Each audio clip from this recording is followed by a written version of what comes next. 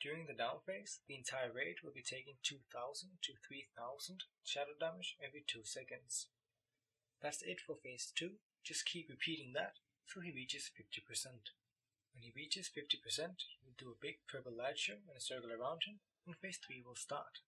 A few seconds after, 2 portals will appear that you can use to go back into the up phase. At this point, you want to split your raid into 2. Half going in the up phase, the rest stays down in the down phase. You want to keep your 2 highest DPSing melee and 2 healers in the down phase and send the rest to the up phase. It's important that you do not just run straight to the portal and teleport up to the up phase, since even though he has gone into phase 3, the timers for the Twilight Cutters do not reset, so if you start running to the portal, the beams may spawn and kill you.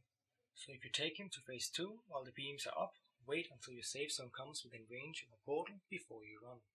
Since the tank and his healer stayed in the up phase during phase 2, they will be able to deal with it for some time themselves, so there is no rush in getting up there. During phase 3, both the up and the down phase will be the same, you just have less people in each. The only difference will be that you have to even the DPS between the 2 phases because of the new debuff in the boss called Corporal Reality. You should get a percentage number when you reach phase 3 at the top of your screen that will help you control this. This number will be the exact opposite in the up and the down phases. So for example, if it says 20% in the down phase, then it will say 80% in the up phase. What you want to do is to keep that number at 50%. You do this by ensuring that the damage reduced in both the up and the down phase remains the same. Should one side do too much damage, the percent number will start to be lower than 50%. Since you have 5 DPS in your raid, you will always get uneven damage, so you want to pick one of the 3 DPSs up top to control the damage done. He will simply stop his own DPS if the number gets below 50%. The general concept behind the Corporal Reality debuff is this. By doing damage to Halion in one realm, you affect his corporal reality in the other realm.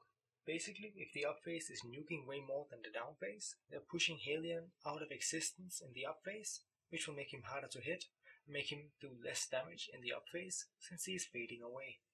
But in turn, it will push him further into the down phase, making him easier to hit in that realm, but also forcing him to hit harder as he is becoming more solid. In theory, this means that the debuff itself will regulate the damage done in each realm, forcing it towards 50% as one side is forced to do less damage. But it takes time for this to happen, and often you can get as low as 30% in one realm before you start to see the debuff making a difference. This is simply too low. You should never go below 40% in any realm, since the spells the boss do, like soul consumption, can start to kill you if you're any lower than that. If for some reason you cannot see the percentage number at the top of your screen, which tends to happen at times, look at the boss's Corporal Reality debuff instead. If it says he is doing more damage, you will need to start doing higher DPS. If it says he's doing less damage, you need to relax with DPS for a bit. Should one of the realms wipe, Halion will start to regenerate health quickly. Should you lose some players along the way, so that one realm has too few players to even the DPS, some players will have to swap realms. To do this, simply run to one of the 2 portals and click them. It's important to note that if you're going to the down phase, you want to communicate with the players down there as to when it's safe to enter, so that you do not teleport straight into a Twilight Cutter beam. That's it for the general tactic.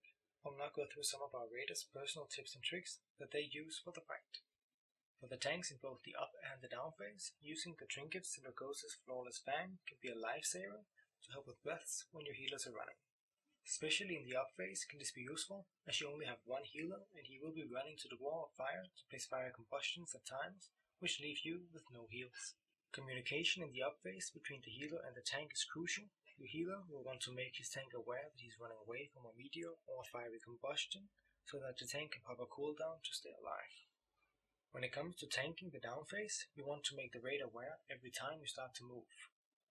What you want to be looking for is when the timer says 10 seconds until Twilight Cutter, you wait until you're in between 2 portals, and then you start to rotate the boss, keeping between the 2 portals. You will then be safe when they cast the beam.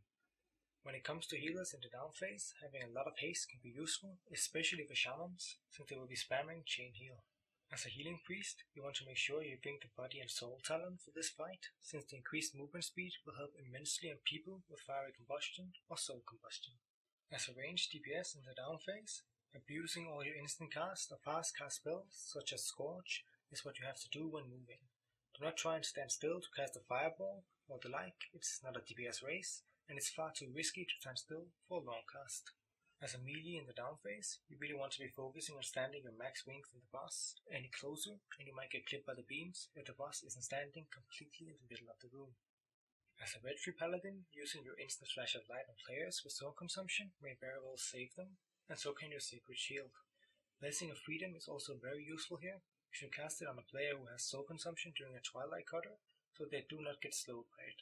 Other than that, if you can dispel or decurse yourself, when you reach the wall, do it. Cloak of Shadows will work as well. This will save healers the trouble, and it will make it a lot easier. I hope you found our explanation for the heroic version of the Halion 10-man encounter helpful. If you are looking for more tactics or kill videos, you can visit www.contingencyeu.net for more movies.